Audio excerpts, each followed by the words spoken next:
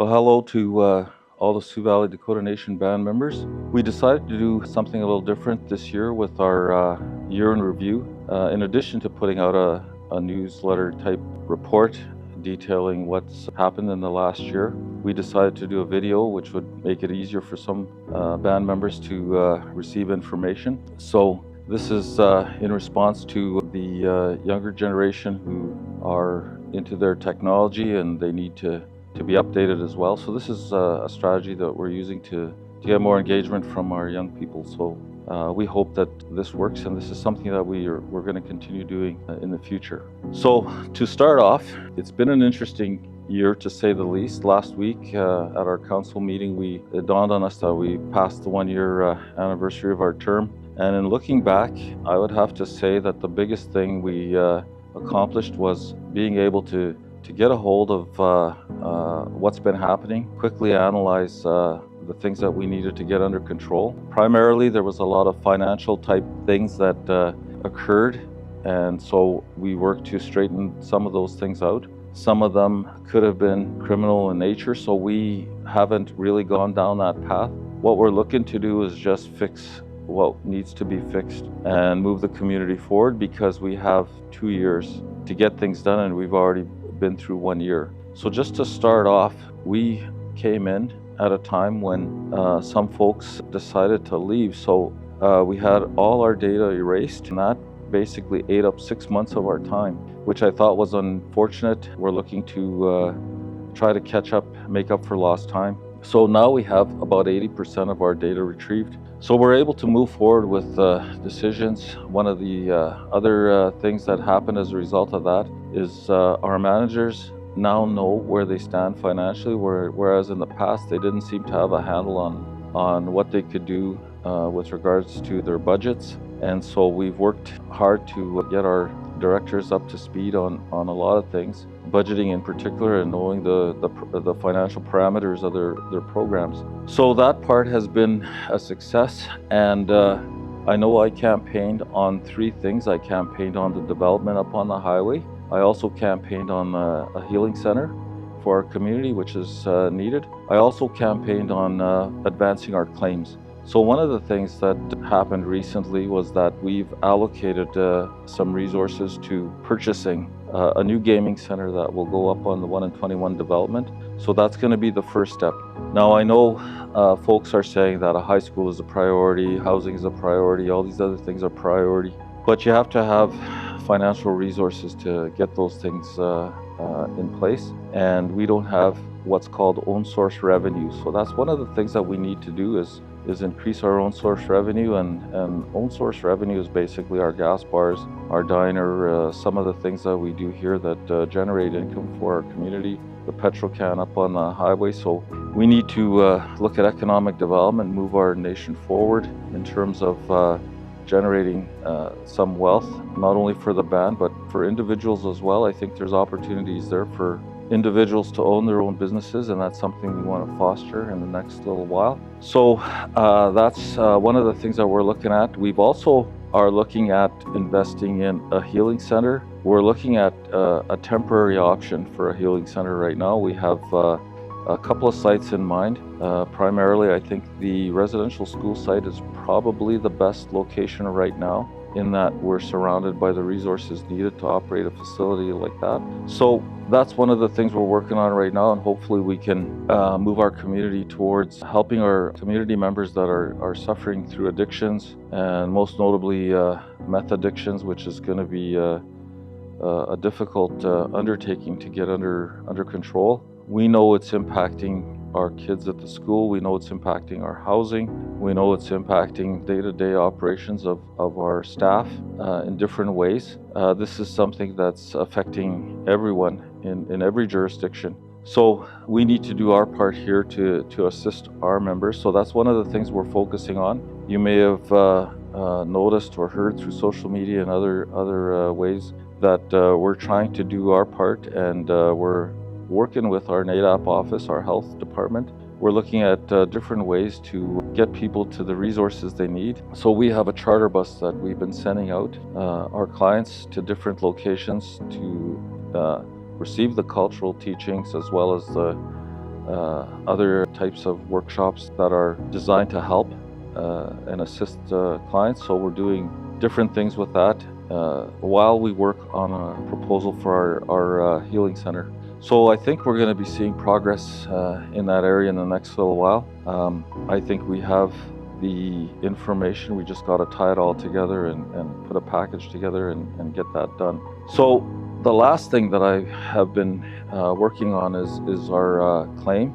We are not treaty First Nations, so what we have to work on is something called a specific claim. There is no mechanism in the current government to advance claims for a community such as ours. There is a little more hope in us getting our specific claims done due to the apology that was delivered by Canada.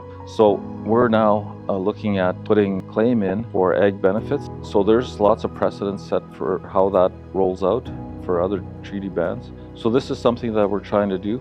The thing that's working against us right now is the current political environment in Ottawa.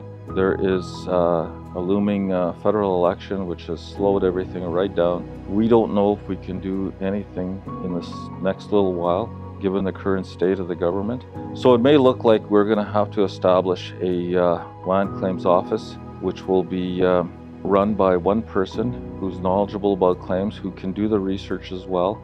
Something to keep this alive, because as you know, in 2018 we were poised to settle a $500 million claim, which didn't materialize in the last 5 years. So that's really unfortunate because, you know, we could have had all the resources we needed to address the housing issues, education, economic development. That was the intent back then. So that was a lost opportunity. It's going to be difficult to get back to that place. It seemed like we fell off the radar in Ottawa.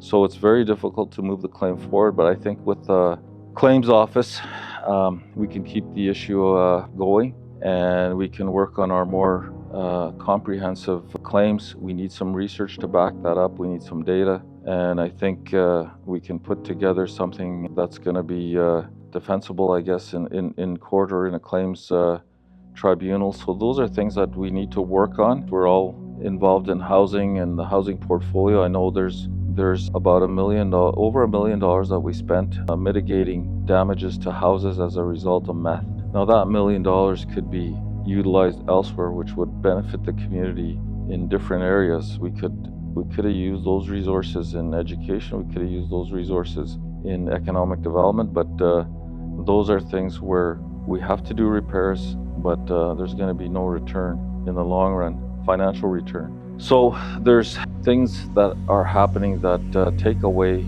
from the work that needs to be done by our community. We're seeing that our students are not filling the positions that we need them to fill, and I think it's partly our fault as past leadership and current leadership. We need to take a deep dive into what's happening at our school. Why are our kids not succeeding? Why are they not going on to take positions that would result in someone being a pharmacist, that would result in someone being an engineer, or someone that specializes in counseling or other areas that we currently have deficits in? So those are the things that we need to look at and the reasons why. And I think part of it is that we've lowered our standards at the school, in our education system. We're not challenging our students enough to operate at a higher level. And when they get to university, I don't think they can do the courses that are there and are available for them, which would help them out of the current situation. If you're breaking cycles, the biggest and probably the best way to do it is through education. Education is the ticket out of poverty. So we need to focus on that for our children. We need to slant the odds in favor of our children. So that means we need to give them the best education possible. We need to put safe housing in place for our youth, our families. We need to create a situation where people are hopeful that going forward, there's going to be a place for them, there's going to be a job for them, there's going to be things that are going to benefit them in the long run. So we're looking at different ways of doing different things. We're also looking at redoing our social policy. We're going to look at setting it up in a different way. It's going to be based on incentives rather than following the ISK model, where there's a lot of monitoring, there's a lot of penalties, there's a lot of hoops to jump through. We want to turn it into something where folks are learning new skills, people are getting career ideation. We want to get people back to work. It wasn't that long ago that we had community members here, maybe 4 or 5 generations back, who were hardworking, who were pretty resourceful, had a good work ethic, and through social policies, through government policies that were designed to discourage us, we've lost all that. So we need to regain all that. We need a lot of the different departments. We need buy-in from community to turn things around, so we can show our young people going forward that we are capable. We were self-supporting, self-sufficient. We were self-governing. So there's a lot of work to do, and I'm hopeful that if everyone puts aside their differences, their past feuds and whatever, the things that are harmful to our community, I think we can move our young people forward. It may be too late for the older generations, but we need to do a lot of these changes going forward, because we have young people, grandkids, future generations. And I want to just end by saying that I heard something that was pretty profound over the last meetings that we had at AFN, and that you can view children as a sacred bundle. And if you view it in that context, that's something where we have to take great care in providing for our children, because that's where our future lies, and we need to create a better world for those that are coming next behind us. So that's kind of my report. I hope this goes over well. We'll have other directors, other people making statements, and I think I look forward to working for the next year, and we'll see what happens after that. Thank you. Hi, my name is Helena Mazwa-Sichna. I'm the Justice Coordinator for Sioux Valley Dakota Nation and also the FNSO Program Coordinator. A little bit about what we do is we are the policing for Sioux Valley Dakota Nation, and a little bit of what we have is a mandate which allows us to do certain things in HTA, Mental Health Act, Child Protection, as well as some warrants, speed, those kinds of things. We signed a mandate last year, so that's a little bit of what we do. So I like to say that our program is a little bit more advanced than other FNSOs in the fact that we took the initiative with having some missing people to get certified in search and rescue training. We took a 4-day training over the summer. One of the biggest things is when we have somebody missing, we didn't have a way to really find them, and with the mental health and the addictions, I thought it was very important that our program has that, as well as having our first EMR officer, who's emergency medical rescue. By 2025, we will have hopefully all FNSO officers EMR, so we have more medical. That's extremely important here in what we deal with. The other thing is a change in our mandate. Obviously, comes with more responsibility. We have 2 level 2 officers, and we will be having at least 4 by next spring. So that's very exciting for our program. We also, through the blessing of Chief and Council, received side-by-side for part of our rescue, and also we have 4 officers that are advanced drone pilots, and we have to thank Lance for that because we really needed that help. Example, I just used our drone for the first time this weekend to help the RCMP locate somebody. So those are the kinds of good things that we have done this year, and we hope to advance again next year. The hope is to maybe bring in equine search and rescue, or to even get a dog to help us along. So we did do a training with our partners in GSAR last week with a dog, so it was encouraging for us. A couple challenges are that we really need the youth. We really would hope that more would want a policing career. FNSO is like a stepstone into the RCMP or Manitoba First Nations policing or Winnipeg, wherever.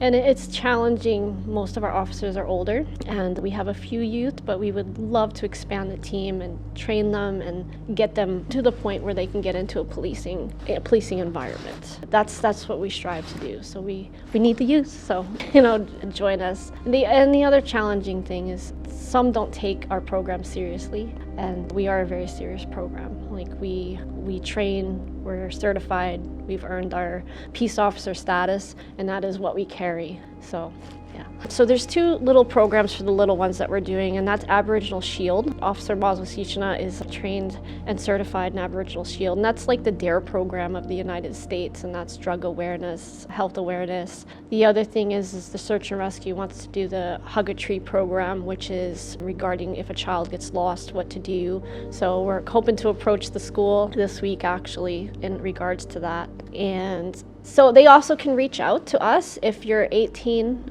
or older. They can reach out. We have offered to do ride-alongs with the exception of a slow day, nothing serious, but just to see how we work, meet the officers, get to know us. We're not the bad guys, even though a lot of people think we are. We're really not. We really rather focus on our youth, focus on protecting the community and helping the community and each other. So yeah, reach out to us, email us, call us. Everybody knows our number. It's plastered everywhere. The program's continuously growing. Obviously it is a serious program where it's, you have to have that background, you have to do that training. And I see us really getting into the advance of search and rescue. I also see eventually us having policing here in Sioux Valley. And FNSO is a great program to help the RCMP. Usually, as an example, they'll need to find somebody and we can find them right away. And it's a good partnership, and hopefully if we get our own policing, which is what the Chief and Council I think have asked for, it would be a side-by-side program. And I see it growing and I see the training growing, and it's also up to us as a community to advance our training. I will say, since our mandate and the Chief and Council they've signed the mandate, our criminal activity has gone down. Our calls have been less, and with the new laws coming, which is what we hope to work with, is getting the bylaws up to date and being able to enforce that we can cut down the crime more and work on addictions and, helping the families that are struggling. And that's where I see us. And I hope that, we continue to have the support from, Manitoba Justice, and I have no doubt in my mind Chief and Council will support us throughout the way. It's important for community members to remember when you're having an emergency is that you need to call 911 first. FNSO is dispatched sometimes through RCMP if we need to have them. Saying what's going on in the community, reaching out. We have a drug tip line. It is very confidential. Getting more involved with our program, meeting us halfway. It takes a community, right? In a community, there's so many good people here and so many wonderful people here. It takes a community, and if the community would reach out to us and help us, we could wipe the drugs in a few days, I think, in my opinion. And maybe I'm outthinking a little bit, but I think that our children, our little ones, they need to have happy lives. And so if the community could reach out to us, help us out, get this crime out of here, it would be amazing.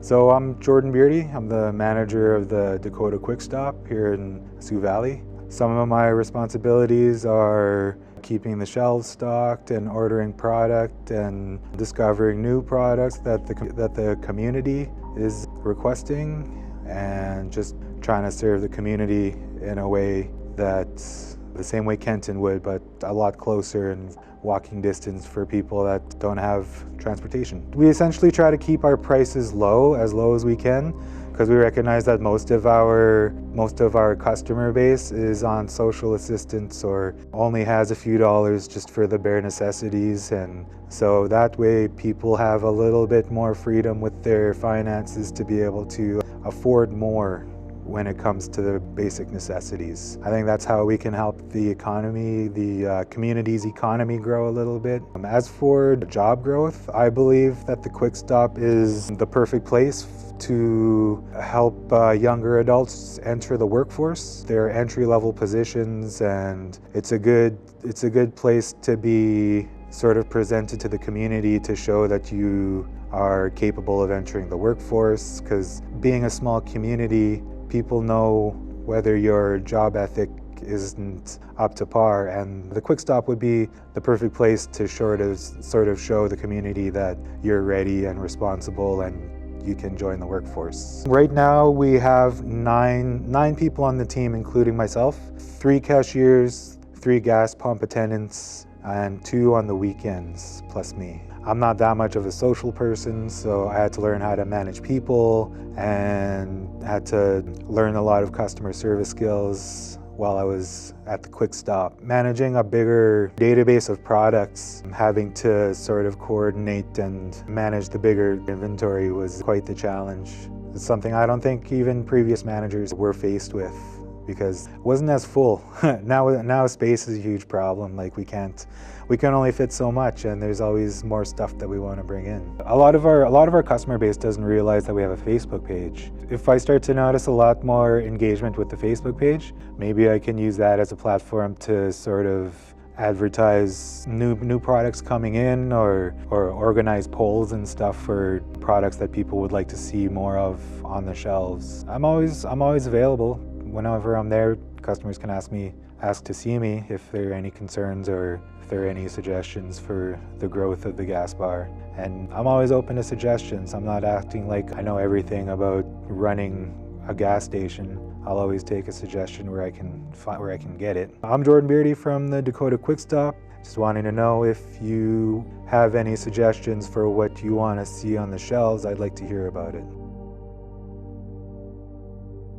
My name is Tara Kelly. I am the interim director at Dakota IAT Lodge. The lodge is home to 26 residents and employs roughly 60 staff at present time. So our aim is to maintain or improve the quality of life for those who reside within the lodge and address the needs with a holistic approach. As we return to our new normal after the pandemic, we strive to shift the focus of our care from institutional setting care more towards resident choice.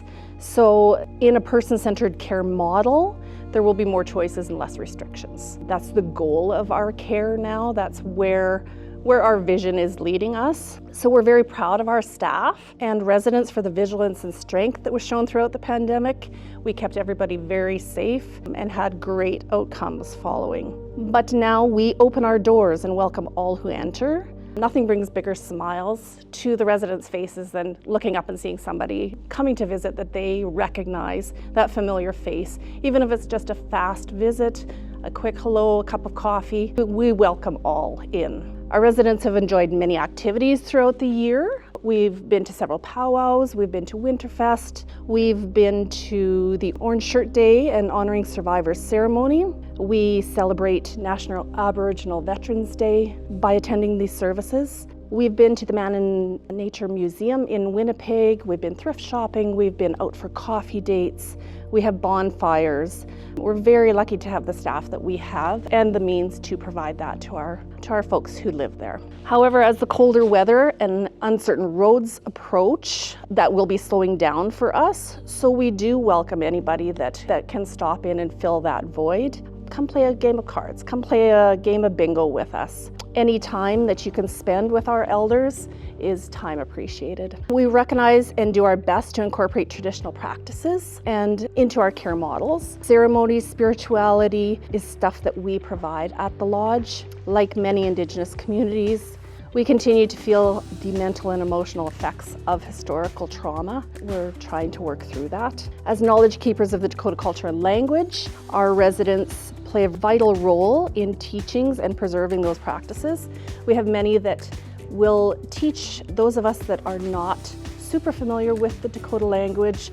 They enjoy teaching us the language. They enjoy teaching us the cultures and the practices and telling us stories about the past. And that's super valuable in the care that we can provide. The availability of traditional food is very important at the lodge. We not only offers nutritional support, but holds an important cultural aspect as well.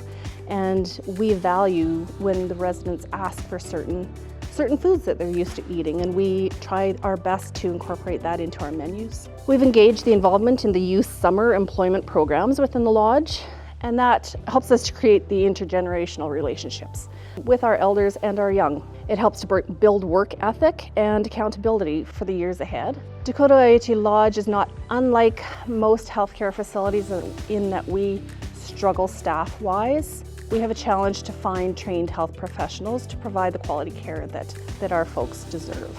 We strive to hire from within community. However, the number of trained staff available remains limited. We need to take a proactive approach to this issue and encourage and support our youth early in their endeavors as they pursue their interests and choose their career paths. Our day-to-day challenges with infrastructure will never disappear in an aging facility, and they require ongoing maintenance. We have recently been faced with significant challenges with our generator, but have been since resolved, and we're back up and running should we lose power for whatever reason. We continue to follow the progression of the deep building retrofit with the HVAC conversion to geothermal heat and solar energy project. So that is midway. We don't have any definite dates or when they will start inside the building, but we certainly are starting to prepare for that project. Dakota Lodge is also nearing the end of a project in collaboration with the Green Action Centre, and that's to assess the needs and feasibility of incorporating life changes such as green commuting, composting, waste reduction, sustainable living, and resource conservation. My hope for the future is to continue to provide exceptional, cultural, holistic care to the residents of Dakota Lodge. We strive to make the rest of the days the best of their days. Probably anybody that is interested in volunteering, interested in participating with any recreation activities can call the lodge. They can call and talk to me, they can call and talk to any of our staff there, and we'll be pointed in the right direction. Hello, my name is Lila Tacan. I work with the Sioux Valley Social Development Office. I am the administrator to the department. And I am Renalda Taylor. I work with the Social Development Department. I'm the administrator assistant. We are currently working on getting direct deposit for our clients to help ease the banking and travel. We are encouraging clients to start applying for jobs, like to just at least apply for one job. That's what we're asking. We hand out job packages at the end of every month to let them know that there is jobs available in the community. And every month we do a hamper run for the single clients. It's in the middle of the month, around the 15th. And then every year we do our file reviews. So in April, that's when everybody has to come and reapply again. Working with employment and training, we are trying to utilize the WAP program a lot more. That WAP program is when they can work, but they'll also, if they don't make enough working, they get a supplement. So you can work while you're on social, but you're just allowed a certain amount, and then you'll be supplemented for the rest. For those clients who are working, we need them to submit their pay stubs in order to determine supplement for the month. So we still encourage employment within our department to have our clients working, just to at least try. We have a special needs program which we order beds and appliances to help clients get new beds. If they need fridges and stoves, we supply those for them also. So we are currently transitioning into a self-government model with social development. It's new to the community, to the program. And one of the big things we always make sure everybody has is IDs, because so you need your IDs everywhere, but that's one thing we always make sure everybody has is the IDs. Youth are finishing high school, they're coming straight to social and applying, and with that, we're also trying to get them to either continue school or to apply for a job, because as an 18-year-old, that's life just starting, right? So you want to try and work and continue school and help your adult life. We have the IAF and YES project, and that's geared to youth 18 to 30 to give them work experience and to learn about different positions in the community job-wise. And then plus two, we really push for people to work. Like it's there to help them, but we really encourage people to work and just to give it a try. Give it a try, because there's more to working than, that's our biggest thing. Yeah. We are going to try and implement a budgeting course, probably quarterly, at least, and have more attendance, because we did have one budgeting course a couple months back, and I feel we need to do that a lot more. Yeah, and how did that course go? It went good. There's some older people that were in that class there, and they got a lot out of it. So if we can gear that more towards the younger people, then it'll be beneficial for them. We have our numbers posted on the website there, social development. We have email addresses that you can email us. And they're welcome to come to the office too. Right. We're usually Yeah, there. the office is always open. We're always welcoming people to come into the office, sit down and discuss whatever with us. We're there to try and help. We'd rather do face-to-face instead of through the computer. Yeah. My name is Serena Tacan, and I work for the Sioux Valley Housing Authority Off Reserve in Brandon at the sub-office on 34th Street. Well, we had a few of our units had their roofs redone. We've had some foundation work on some of our units. We've had some interior renovations done. One of our units it needed to be renovated because there was a fire. So we finally have that finished and have tenants in there. We have been looking into getting apartments for our single tenants or students from Sioux Valley. That was one of the things we've been looking into. I know we've had a lot of applications come in for our units. We've had people asking if we had anything available, and currently we don't. All our units are full. There's 20 units altogether, 11 in Brandon and then 9 in Portage. Well, we usually keep the applications, I think it's 6 months, and then we try and go through them to see if people are still looking for units. We keep them based on their date. We date them every time they come in, and we just try and, if we do fill a unit, it's based on, our main focus is Sioux Valley members, but we also rent to other status members from other reserves. Future plans would probably be the purchasing of more units, like apartments. I'm thinking mainly just Brandon. Yeah, just because it's closest to Sioux Valley, easier access for Sioux Valley members. I know I've heard from a few applicants where they've asked if we had single units. Most of our units are just 2 bedrooms, 3 bedrooms. We have 1 4-bedroom house in Brandon. They're also asking for handicap access. A lot of our units have stairs, so it's hard for them to access. It's hard for us to put anyone in our units that are handicapped. So I applied to the TELUS Indigenous Community Fund. So it's for Indigenous-led registered charity or qualified for health programs. I was trying to get the funding for repairs for some of our units. The other one was for the Nietzsche funding application, and that one was for off-reserve nonprofits. Yeah, off-reserve nonprofits. And when I had gone through the process with them, we had a meeting online, and they said that my application was good. It was just their funding had run out and to apply again. Yeah, I know our application is online, the governance webpage. I've received them by email. People have dropped them off at the office. So our phone number in Brandon is 204-728-6012. And that's the best way to get a hold of us. We're located at Unit D, just on the corner of 34th Street behind 7-Eleven.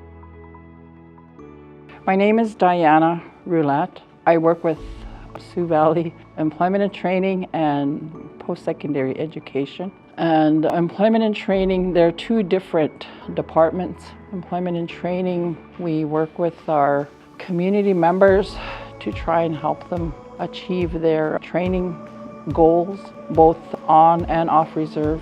People are welcome to approach us for any assistance they might require. Our post-secondary program is both also for on and off residents. We have students right across Canada from east to west coast, so we do have a lot of students. Our memberships are located in a lot of the big cities, so we are obligated to assist with their training needs and education needs. We haven't finished compiling our grad list, but we do have a dentist this year. We have a dentist that graduated in May, and he has secured employment in the Winnipeg area. And we have probably 25 graduates from post-secondary, and then we have graduates in the community.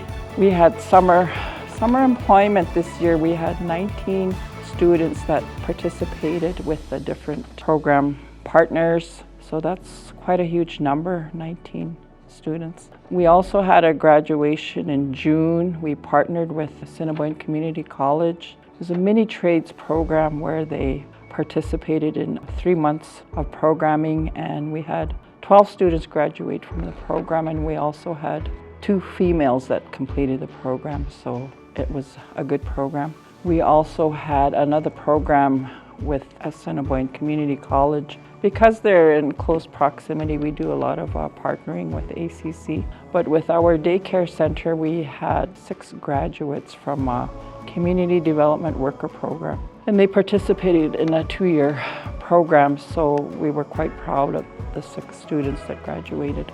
And they're all successfully working in their settings now. We also had Mature 12 program. We had 10 graduates, and we're also doing similar program again this year. We started off with 9, but we have 6 more starting in November 12.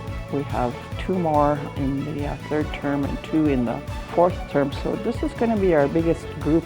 We're hoping to have 19 graduates next June. So we're working hard to try and make that a reality. So we also are doing a driver's ed program. This is our 3rd year working with MPI and delivering driver's ed to the community. So we've had a number of people achieving their driver's license. Mostly the youths. It's open to youths, but whoever would like to attend, we are open. We're not restricting it to anybody that wants their license. They're welcome to attend. We partner a lot with program dollars in the community, job creation, work program, just to try and get people off of social assistance. We work with social development to try and help the clients achieve their goals in training or education. Previous training, we work with our program managers. We meet on a monthly basis. We do a lot of information sharing, networking. We identify trading initiatives so that there isn't any repeats of trading. We try to coordinate our training dollars with what's needed in the community, and it's working fairly well in the community. I think that we really do need to try and get a training center. Even if we could get 2 portables, if we could have a computer space, computer lab, we could do so much if we had a computer lab in the community. There was a survey that we had done, and there was a lot of people that were interested in the computer training, just from basics all the way up to, the ones that are employed that need to upgrade their skills. So that is a big requirement in the community. Yeah, thank you very much. I am Raphael Fawoye. I actually joined this organization precisely September 16th, 2024, barely a month now, as the Petrol manager. Joining the organization, gave me an opportunity to also understand the environment better, and also the business as a whole, and also, to be able to showcase my skill as a professional commercial person. Dakota Valley Gas Mart has been in existence for about 8 years now. It was actually established in 2017, and since then things has been running properly. Sales moving and graduating from a 3,000, to a 5,000 monthly delivery to a 10,000, and from them it has been wonderful. From what I've seen, from the reports, from the comments, the reviews, I've never seen such a review with any other gas station. We get reviews almost every day talking about exceptional customer service, talking about the big space. Just like I mentioned, in the past years, like in this environment, you just drive around, you have to, once you pass Brandon, you will have to go to Vedin, before you get fuel or diesel or whichever one. But, when this station was established, it gives the community an opportunity, to get fuel within, at a twinkle of an eye. And some of the achievements so far has been, increase in sales volume. sales has been growing, from 1,000 to 2,000. And as we speak today, we are doing an average of 10,000 liters per day on regular gas, about 1,000 on diesel, and about 450 liters, on premium. Why I said 1,000 on diesel was because we had a major challenge, that affected our operation, and, management is seriously working on that. And I just want to thank the chief and council because they just gave us an approval to secure a new pump, and, start off afresh on our diesel operation. So by the time the diesel operation comes up, it will be a bigger thing for us. So far, sales, has been moving, and it has been graduated, and, it has given the community the opportunity to also be part of what is going on. Like, we have about 15 staffs there, 5 permanent full-time staff, and about 10 casual staff. So, and majority, about 95% of the staffs there, they are citizens of the community. So that is one of the major, achievements. We see what is on ground.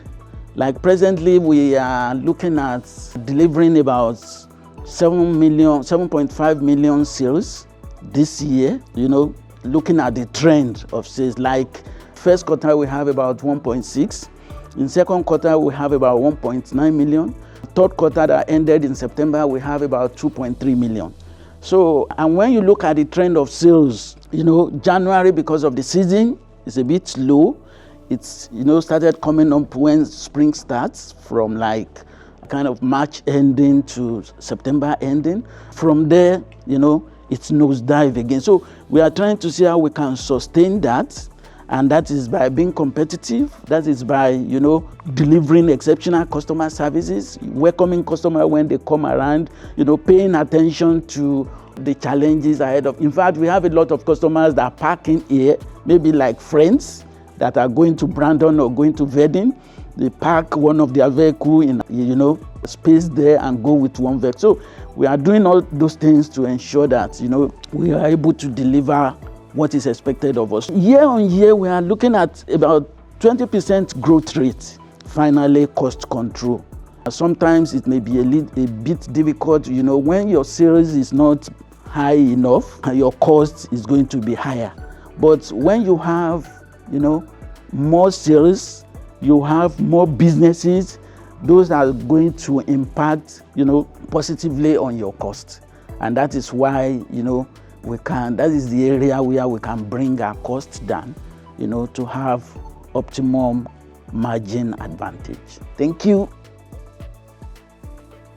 All right, my name is Adrian Ironman. I am a self-government facilitator. Some background, what we're working on is called a Teoshpe Representatives Council. And what it is a council comprised of one traditional family member from each family within the community. However, we have over, I think at that time in 1896, there was 53 family names identified here. Out of that 53, there are now 4 remaining on that list. And how we want to do this Teoshpa Representative Council is going to be based on demographics. We're going with a younger population, 18 to 35 and 35 to 54, and then 55 and up is going to be considered elders. We got questioned on that at our first information session for the TRC Council, I should say. Why 55? And the reason why we chose 55 as the elders starting point was because if you look at the demographics, we've lost quite a few elders within our community here. I think there's probably about 174 or so, or 147, something like that within the community. And we based it on that. What we wanted to do is we wanted to go with 3 representatives out of the 18 to 34 age group, and then 35 to 54, another 3, and then 1 representative from the elders. So that'll make up 7 council members for the TR Council. And this TR Council is identified in our Constitution. What it entails is the initial structure for self-government is your Oyate is up on top, and then your TR Council, they select the TR Council. And the TR Council sits up here, and then your chief and council below them, band manager, CEO, director of operations is below the chief and council, and then all your program directors underneath, and then all your band employees. So this TR council, once it's in place, or when it wasn't supposed to have been in place, is supposed to give direction to the chief and council. And what happens there is they give the direction and then they help in the lawmaking process. There's approximately 47 to 52 laws and jurisdictions that have to be passed for Sioux Valley here, that the provincial and federal governments allowed Sioux Valley to have jurisdiction over. It's all identified under the tripartite agreement. Right now, the TR Council, our biggest problem is getting everybody together and coming to consensus on how to create this TR Council. At our first session, some of our elders were saying that, hey, could we have this in place before our next election? And they were giving different ideas. One of them was, can we do this like chief and council election where everybody has nominations and then we go from there and select our seven TR council members? And I thought, hey, well, that's a different concept. It's a possibility. Other than that, the obstacles, we're just starting this out, so we haven't really faced any obstacles yet. Well, once we get this TR council in place, our first task is to develop a CFS law for Sioux Valley. And then after that, our second goal is to make amendments to our constitution to reflect all our documents so that everything supports each other when questioned. Well, we are supposed to be on a nation-to-nation agreement here with the federal government, but in the initial stages of the self-government agreement, the provincial government had to be involved because of the laws and jurisdiction were overlapping each other, the federal and provincial laws. And then when Sioux Valley was going to get self-government, they wanted jurisdiction over specific areas, but we can't do that because these laws overlap. Please come out and attend our community information sessions and we can make these changes, but only with your input. You can reach us here at the office here. It's 204-855-2671. There's myself, Adrian Ironman, our self-government facilitator. The director, her name is Kendra Kakawash. Denisa DePaula is our communication specialist. And Nicole Ironman is our administrative assistant. Currently, we're all new hires here. I just started in July, and Nicole just started here last week, and we have process officers that are helping us with the TRC. They just started here last week too, so we're all new hires, and it's all a learning process. Hello everyone, my name is Christopher Hersack. I'm the Director for Sioux Valley Health. I'm also the nation's appointed Incident Response Commander, and I'm so happy to be here with you today. Over the past year, we've made some important strides at the Sioux Valley Health Center. Strides that fill me with pride, because behind every success, there's a story of resilience, healing, and courage. We've expanded our services to better support mental health, chronic illness, and addictions recovery, but these aren't just programs. They represent lives changed, families strengthened, and futures reclaimed. I think of one particular community member who struggled for years with diabetes. After joining our diabetes management program, they began to see real improvement, not only in their health, but in their spirit. They told me that for the first time, they felt hopeful about their future, about being there for their grandchildren. And that's what we're working for people to feel hope, to feel that their health is in their hands, and that they have the support of their whole community behind them. We've also brought together our rich Dakota healing traditions with modern health practices, offering a unique space for true holistic healing to occur. At our workshops and gatherings, I've seen something powerful. Our people coming together, healing together, not just as individuals, but as a community. It reminds me that we're stronger when we remember who we are, where we come from, and when we take that journey of healing hand in hand. But as we celebrate these successes, we must also acknowledge the challenges we face. We have struggled with securing funding we need to keep these life-saving programs running. It's not just about money, however. It's about the weight of knowing that without consistent support, people who might need help may not get it. And this is something we cannot accept. We've also faced difficulties in staffing, in finding skilled healthcare professionals who are not only qualified and who understand the heart of our community, but even in the face of these obstacles, we remain determined. We will continue to fight for the resources and people we need, because the Oyate deserve nothing less than this. But we cannot do this alone. That's why I'm asking you today, each one of you, to join us. We need you to be part of this journey, to share your ideas, your voices, and your time. Whether it's through volunteering, attending our wellness programs, or simply giving us your feedback, your involvement is the lifeblood of the health center. This center belongs to all of you. It is here because of the strength and resilience of the people, and it will continue to grow and thrive because we all play a part in its future. I urge you, be part of this story. Help us build a health center that reflects the heart of Sioux Valley. So many ask me what's my vision for the future, and when I think about this, looking ahead, my heart's filled with hope for what we can achieve and what we can become. I see a future where the health center is not just a place to treat illness, but it's a place of true healing. Healing for the body, the mind, and the spirit. I see a future where every member of our community feels cared for, supported, and empowered to live a healthier life. We want to continue blending modern healthcare with the ancient wisdom of our Dakota ancestors. Our vision is one where stories and knowledge of our elders walk alongside the very best of medical science. A future where our traditions and our community are at the center of everything we do. We also dream of expanding, of building a facility that allows us to offer more services for the people of Sioux Valley, to expand in a seamless way where we can incorporate the specialist needs that we need within the community and ultimately make sure that no matter what service one needs, they'll never have to face it alone. But our vision goes well beyond healthcare. We want to inspire growth, not only in our programs, but in our people. We want to see our young people rise up to feel proud of their heritage and to see a future for themselves in healthcare, giving back to their own community. But our vision goes beyond just healthcare. We want to inspire growth, not just in our programs, but in our people. We want to see our young people rise up to feel proud of their heritage and to see a future for themselves in healthcare, giving back to their own community. We want to empower you with the knowledge and tools you need to take control of your health and your life. We will always stand with our elders and knowledge keepers, knowing that as we grow, we must stay rooted in who we are.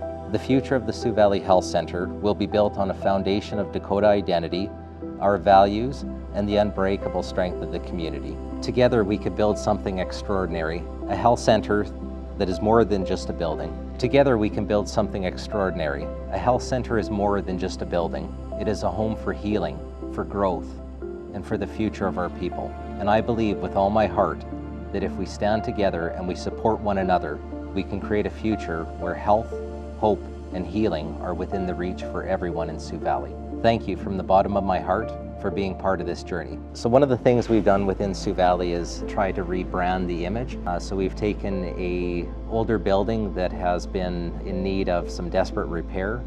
We found some capital funding and we have tried to bring it into the modern era. So new paint goes a long way, but it doesn't change the heart of healing. We recognize that, as more and more of our membership is entering wheelchair dependent needs, much of the entry is becoming a concern.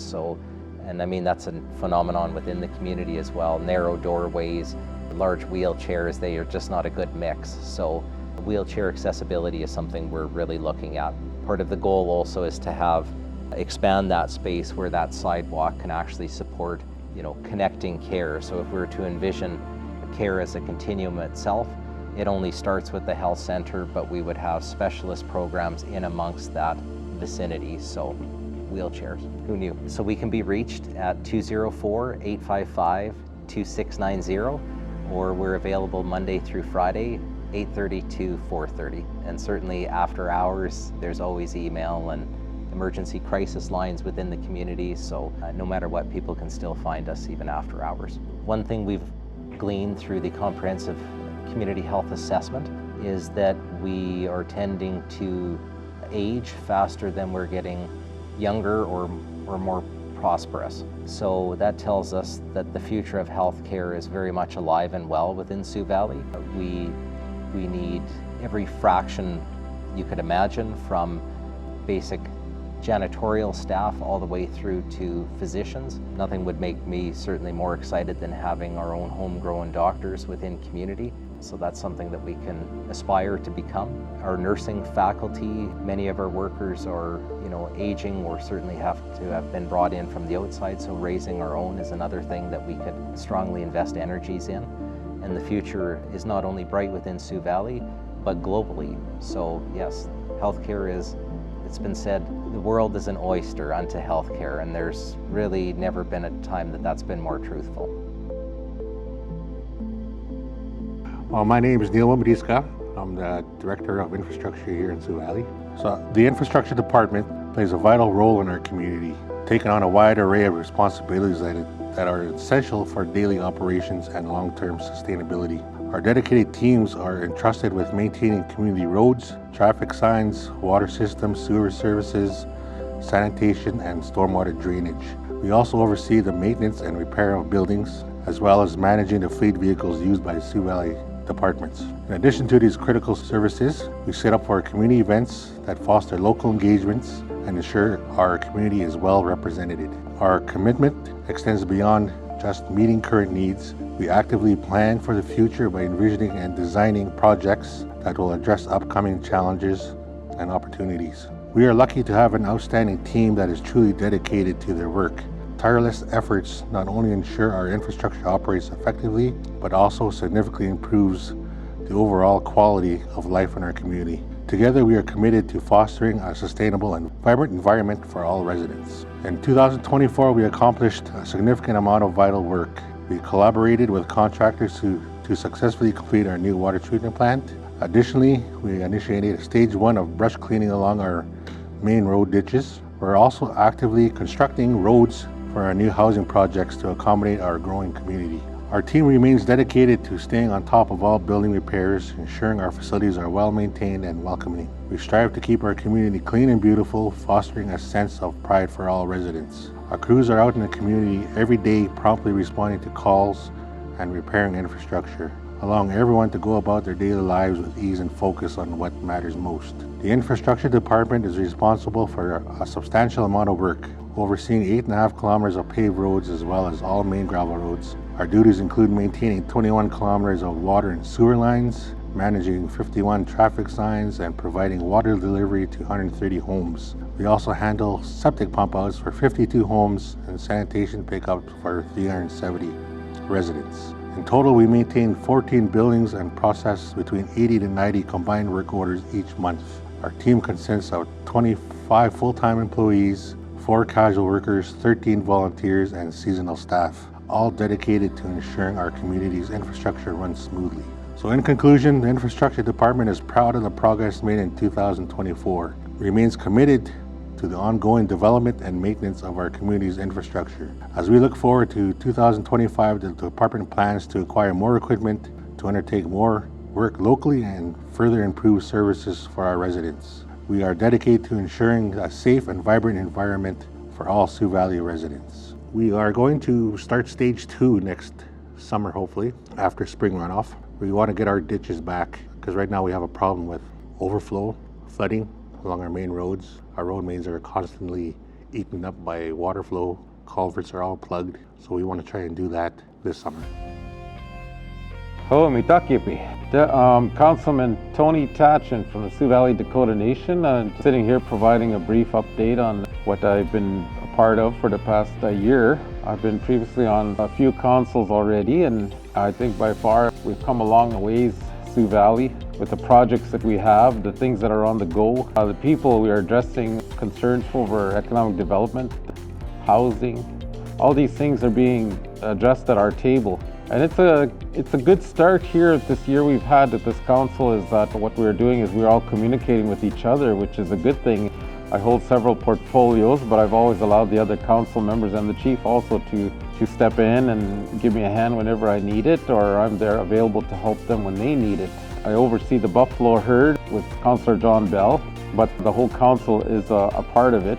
We try to involve as many directors as we can in incorporating our traditional ways into like the health programs, the school, even the lodge, bringing their residents up to visit the buffalo. And we have used some of the buffalo as a meat for some of the programs with elders and the people that require extra help. So they're doing pretty good. The herd is thriving at over 120 plus buffalo. There's currently 15 white buffalo right now. Come to mind are always dealt through the table, meaning the chief and council table. It's an excellent process to have is the communication we have at the table regarding all the issues.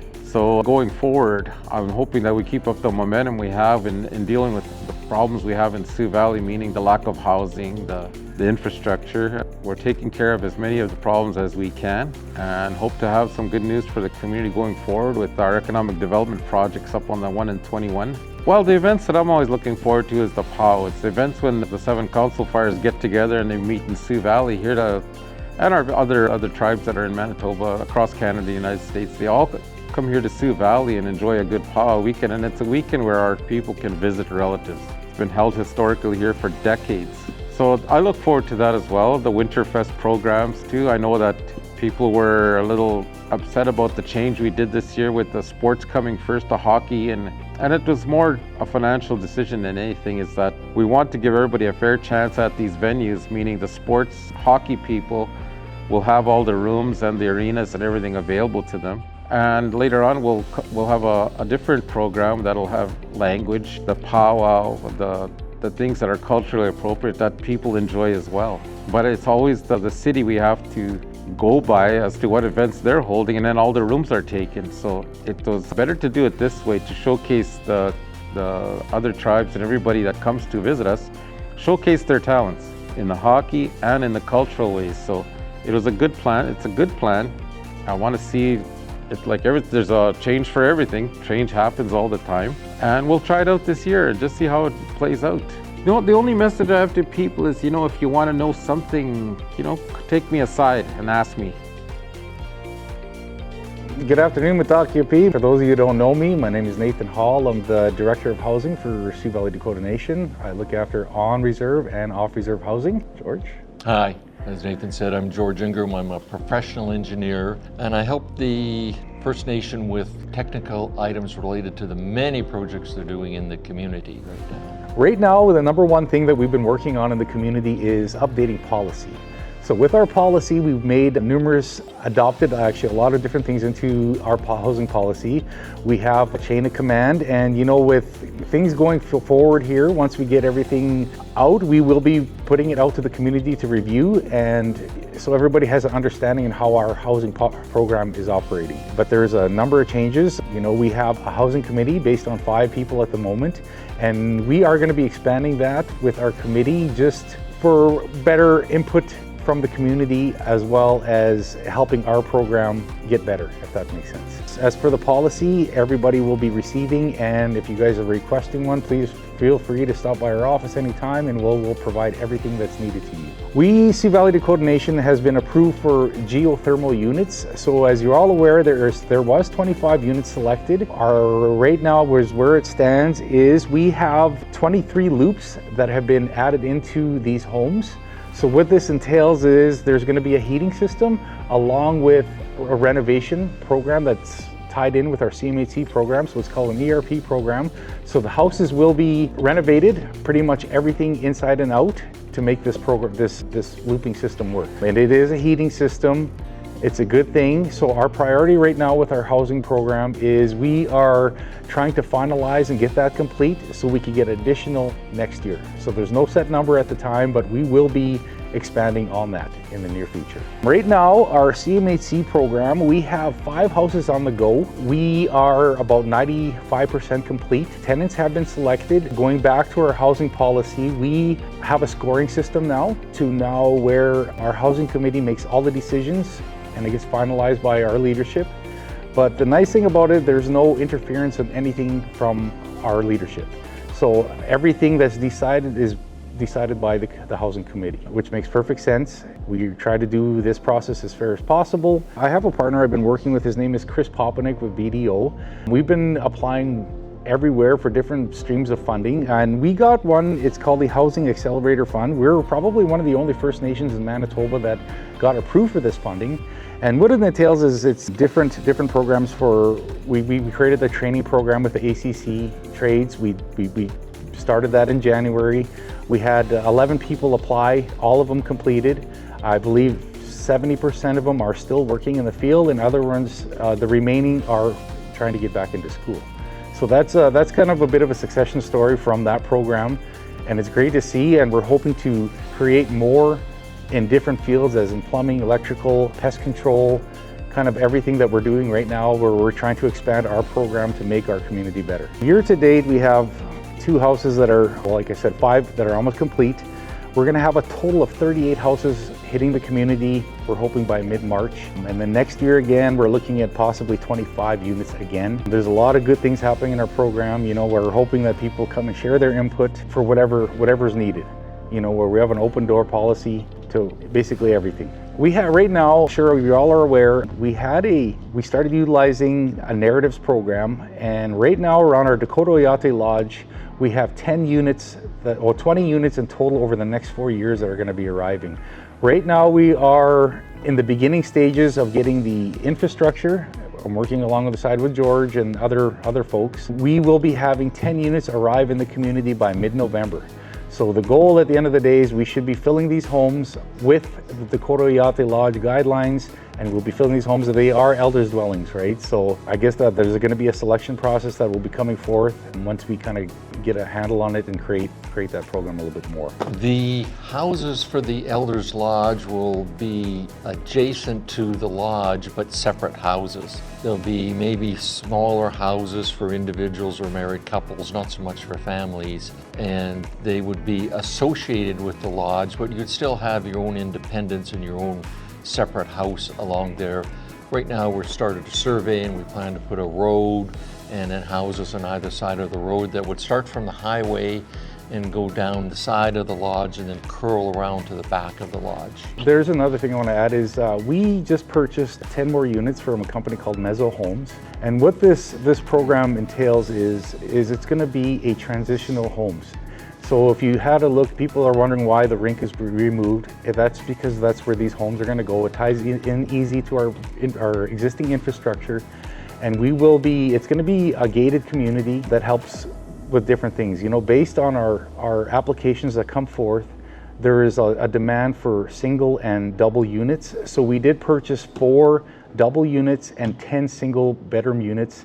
They will be monitored 24/7 with different programs. The hopes is that we can create something with our health department to where if people have needs, everything will be met with the folks staying in these transitional units. But that's in the works. You're going to be seeing a lot of progress here in the next couple months here.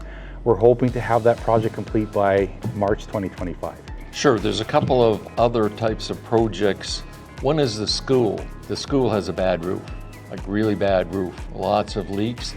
Right now, we've hired a firm to come out and do an investigation of the school roof to find out what's required to fix the roof and how much it would cost. Also related to the school, a feasibility study has been done, and through Chris from BDO, there's an application that's put in place for a funding source from the federal government that the school would likely fit into and maybe get funding from. And if that happens, then we would finalize the design of the school and start constructing a new school for the community. So you don't have to dodge pails as you go down the hallway. Another thing we're working on is relocation of the gaming center out towards the highway. The plan is to design and build and place out by the highway, close to the gas station, a new gaming center. The design has been sort of finalized. A company has been hired to build the units. These would be manufactured units that are constructed off-site, then hauled to the site and put together. And right now we've just retained an engineering firm to help us do the site layout, because right now access to the area beside the gas station is kind of challenging. So the plan is to come off the highway, the secondary highway, and go into a parking lot for a new gaming center. The building may also have more items in it other than just the VLTs. There's consideration right now for putting some other businesses and facilities in the building.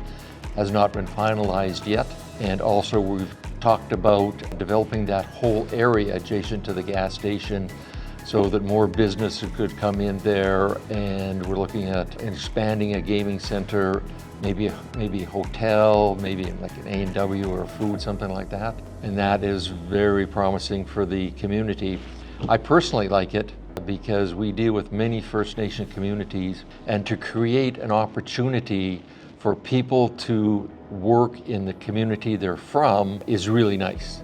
So if you're from the community and you can work in the gaming center, it's a really big bonus. And that's very nice to be able to be involved with for the community. I believe our communications department, we've been working with them here these past few weeks. We are going to be putting our own page, and everything that going forward, there's going to be a monthly report from our program. But yeah, kind of basically everything will go through there. There's going to be a questionnaire thing on there, I believe, as well too. So it's just a matter of once we get it complete and put out there.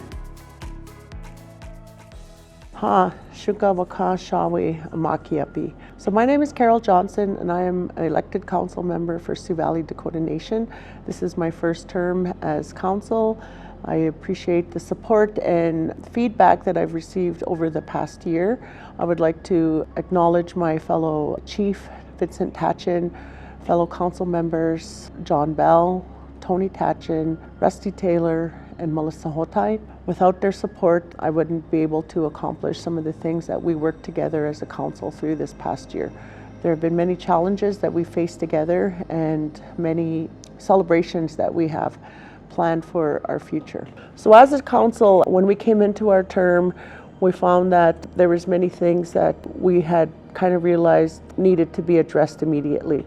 So as a council, as a chief and council, we worked together to address those. Some of those issues being making sure that all our departments and managers, directors had the information to create their budgets, and that we followed the general accounting practices. So with that there, we were able to generate quarterly reports, financial reports, and that managers and directors are aware of where they are within their respective departments. We also worked together as a council on revising our HR policy. So one of the challenges again was that many staff did not have job descriptions, and they did not have proper evaluations. So there was some lack of communication and lack of reporting that we found that had to be addressed quickly. We know that within our community we are addressing and dealing with a drug crisis, and we're not the only community that's going through that. There are other communities across Canada that are not only First Nations, but as well as cities across our country. So we know that it's an issue within our community, and one of the things that we implemented as a chief and council was doing drug testing of our staff. With approximately over 100 staff members being tested, we found that about 36% of our staff were using illegal drugs or unprescribed drugs. So those steps that were taken to ensure that our staff are healthy when dealing with our community. So within our HR policy, we wanted to address that as well and ensure that all our staff know where they are, what their jobs are, who they're reporting to. We also implemented an IBEC system which will track our staff's attendance so that staff are able to clock in and out properly, and your time cards are generated very quickly as opposed to manual timesheets. Some of the initiatives that we've taken as a council as well is working towards establishing a representative council as per the Constitution. The Constitution was voted on and passed in 2007. So we are looking at 17 years of having this Constitution without a proper TRC, which is what it is referred to in the Constitution. So the challenges over the years, and we've heard it because I've also been a part of the initial TRC group that was started in 2009, and we just can't get past the system. We just can't get past the concept that family representatives are to represent your own family. For me, it means families. So in order to have a TRC, because they play an important part of our Constitution, they are there to work with the community to pass laws, and that's what we're moving towards. So we have several engagements that we've been working with our staff under the IRID department and our governance department, and we encourage you to take some time to listen to the information that they have and keep an open mind on how the TRC will be established and the structure will work within our community. I'd like to thank the staff that have taken the time to work on this because it is very important in the terms of governance in our laws. One of the portfolios that I have is health, with shared health portfolio with Councillor John Bell. And again, just working towards some of the work that we're doing is very important, especially in terms of JP. So for the Jordan's Principle, we know that right now Sioux Valley does not receive funding for Jordan's Principle off-reserve members, although in the past and sometimes Sioux Valley will assist our off-reserve members in emergency needs with Jordan's Principle funding. We still do not receive any funds back for the services that we provide for our off-reserve members. And we have a huge off-reserve population, with many of them being children, and we recognize the need to get our funding for Jordan's Principle. One of the other program portfolios that I have is employment and training and post-secondary. So we've been working with employment and training to identify a comprehensive community training module, which will identify immediate training needs and long-term training needs for our members. So within the past 10 years, we've had many graduates through our local high school, through the provincial schools, as well as our mature grade 12 program. Many of those students have not carried on through to post-secondary education, and we want to determine why that is. So we know that housing is harder to access off the reserve, with costs of rent being very high. Transportation is an issue, as well as childcare. So by identifying our training needs within the community, we can look at developing training programs within our community to help with the short-term and long-term needs of our community. We will need the input of our members on what type of training needs that you have, and as well as working with our youth and our young people to determine their areas of interest in getting them into proper training programs. In terms of daycare, which also falls under employment and training, we've also identified that there is a shortfall in funding of our daycare program. We currently receive funding for 20 daycare spots, although we have over 40 children, and our daycare center is at maximum amount. Our funding is locked into a 10-year agreement, and we are only on year 5 of our 10-year agreement. Having an infrastructure, a new daycare center, will increase our young parents and our parents when they are pursuing education as well as employment. So ensuring that our children are properly taken care of and having a facility that meets their needs, rather than having them being housed in a 60-year-old building that does not currently meet the needs of our community. That is also an ongoing issue that we are working with within the province of Manitoba. I would like to take this time to again thank our Chief Vincent Tacan, Council Tony Tacan, Councillor John Bell, Councillor Rusty Taylor, Councillor Melissa Hotain for assisting me in this journey as a first-time councillor. I feel that I've been preparing myself for this over the years, working within our community in governance, and as well as some of the other departments that I've had over time. Many of you know me within the community. I'm always here in the community. I've raised my 2 children, and I still have Johnny with me at home. I would also like to thank our hardworking staff, our directors. I feel that, for me as a council member, it is not up to me to make these decisions, but to be able to support our council, to support our staff, and support our directors and our managers in order for them to do the work that is required to make our community a better place. So I'm just one person, and as we've heard before, there is no I in team, and I feel that as a chief and council, we all work together, we all share the responsibilities, and we all share the challenges, and we all share the successes as a community. So thank you all for your support over the past year, and I hope that my goal in the next year is to continue on in the best way possible for our future of our community, our youth. And again, thank you for your support, and if you have any questions, you can just reach out to me. I'll do my best to be available. Times do get busy and I may not be able to answer you right away, but I'll always do my best to get back to you. So thank you. Ha Madakiapi, Abete de Chante Washte Wahia, Mia Javan Imakiapie. Wipazaka Wakpa Waenchu, Human Resources. Aha Jisana Wohadakape, Washichu Apekte. Ihu. Good afternoon. My name is Javon Manchis and I have been working in the Human Resources Department since March 2024. As of October 2024, the Sioux Valley Dakota Nation Resources Department consists of 4 team members: Brittany Janai, Kristen Dick, and Tia Smoke, managing over 357 personnel files. As part of our database for tracking time and attendance, we aim to empower employees by making them responsible for accurately logging their hours.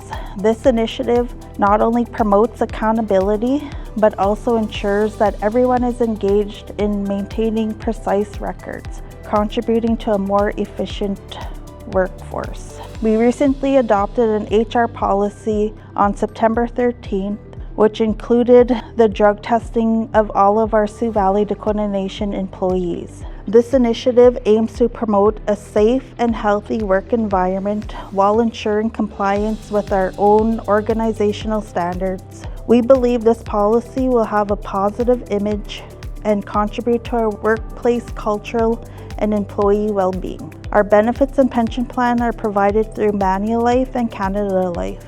We are currently preparing for an open enrollment period, which we hope to complete by December 1st, 2024. The HR department is continuously accepting applications for casual or part-time positions. All job positions are available online and with the department of each office. To apply, please send your resume to hrapplications@svdngovernance.com. Thank you for your attention for the update from the HR department. If you have any questions or would like to apply for a position, please don't hesitate to reach out. We look forward to supporting our community and enhancing our workforce together. Hi, my name is Bruce Lyons. I'm the principal of the Sioux Valley Elementary School. We made quite a few changes to the building itself. This is our main office building. Some of the changes we made is this big security system up here so we can keep our kids safe and secure. We've got lots of cameras. We've got some security on the door. And I'll just take you around the building really quickly. Okay, as you can tell, I'm not a videographer, so my apologies for that. I wanted to let you see this. This is Zach Whitecloud, who is from this community. He's also a Stanley Cup winner. Everyone here is very proud of him. There's a billboard just for him. And the kids get a good look at him every day. Something else that you want to see is, this is Angela Chalmers. She also has relatives in this community. She is an Olympian. She's a gold medalist in the Commonwealth Games 3 years in a row, and a bronze medalist at the Barcelona Olympics. So we're really fortunate to have her. We just had her here to speak to our kids in assembly, and it was quite a gift to have her here. So this is our clinician's room. We worked really hard to do something that hasn't happened anywhere else in Manitoba. Education Director Catherine Whitecloud was adamant that the needs are so high for kids. You have a lot of kids with special needs and the supports are needed, so she pushed really hard to get us our own clinicians. So this is where they work right here. They're not here today because no one's here right now, it's just me. But we have our own psychologist, Jessica Finucane. We have our own speech language pathologist, Ryan Sawyer. We have our own occupational therapist, Ali Jansen. And we have our own physiotherapist, Candice Bly. Okay, we had this built. We got support again from our education director to build this sensory room. It was built according to standards. We had our occupational therapist here before it was built, and we said to her, give us some criteria for if we were going to build a sensory room for kids to help them regulate. Give us a list, and she gave us the list. She said these colored lights that dim would be helpful when they need white noise. They need silence in here, so we have soundproof walls. And we have all the things that the kids need to come in, and this is a well-used area. And the needs are so high that we actually got built one in our other school, in the other school as well. We also had this room totally renovated. These were just a bunch of bookshelves here, and we got them changed into closeted doors so that the kids aren't distracted when they come in here. So again, support from council and from education director to get that done. This right here was built. It wasn't part of the original room. This was all new. So this is called the Eagle's Nest, right? And so this is actually above the room where it used to be, and we had an architect to design this, and our director said go ahead with that. So this is where meetings take place. Sometimes kids do testing in here. It's really quiet. We can look out over the circle here to see how things are going if we need to. So that's our clinician space. Very busy space, and we are so fortunate to have our own clinicians. Every time I mention this to someone in the education business, they say, "That's amazing, how did you do that?" And I said, well, it was a goal that we set forth, and our education director made it happen. So, and it's going really well. This is our student services room. We needed space we have our clinicians, but at the same time, our director is insistent that we continue on that vein, and that we have our own nurse pretty soon. We're going to have our own guidance counselors again, which we've been, actually never had certified guidance counselors. We're going to get that. We also have a young lady in here who is working on teaching traditional ways of knowing and doing with our young kids. We want them to know, again, what it means to be an Indigenous person and take great pride in that, and understand that it's something within them that's important and powerful, and they need to connect with that. So we're going to take every opportunity we can to do that. Again, more construction in here, a whole bunch of new bookshelves that were custom made there. This room used to not look so good, but looks pretty great now again. We've got great support from council and from our education director to get those things done. Basically, we've asked for it. The answer has been yes, and it's all been to the benefit of kids. This school is built in a circle, so you can see we're going to continue with this. We're going to probably be taking these lockers out because they've kind of served their purpose and they're not in very good shape. So we're going to make some changes there. And the school has a really good feel about it, but it's kind of been in disrepair for quite a while. And there's not enough space here. So I know the chief and council have been looking at a new school, and it's a big, long process, we know, but we want to get that done as quickly as possible. Chief and council have been totally supportive of that, and they're going to work hard to get that done. I know that there's been talk of making sure that this building is used for other purposes once the new school gets opened, because it's a building with a lot of good bones, but it just doesn't suit our purposes anymore. We've made some good changes, but making new buildings that are custom built to the needs of our kids is certainly the way to go. So I know that's the plan, and it'll get done, but in the meantime, we're making good use of our building here. For a number of years, it was actually used by another agency, and we had the place completely renovated because we wanted to have a space just for early years. And right across the way here, it doesn't look like much right now, but the council has just approved the purchase of a whole new playground for our kids. And that building right there is going to be removed in about a week. That one there, it's going to be removed in about a week. That's going to be part of our playground. And we're going to get this playground in here before winter. So it's going to be all inside those trees. We're going to have it fenced in. Again, none of this is going to happen without the leadership of our director and the support of chief and council. That playground there is $150,000. And so we took that to them, or the director took that to chief and council, and the answer was yes right away, because it was for our kids. So it's awesome to have that kind of support. And okay, this is the early years building. This whole building was redone. Had to take a hallway out, we had to put a new one in, we had to have the whole thing painted, had to have bathrooms renovated. So a lot's been done. This kitchen here, we make sure that our kids every day have hot lunches. So this kitchen was totally renovated too. We only had one stove, now we have 2 stoves.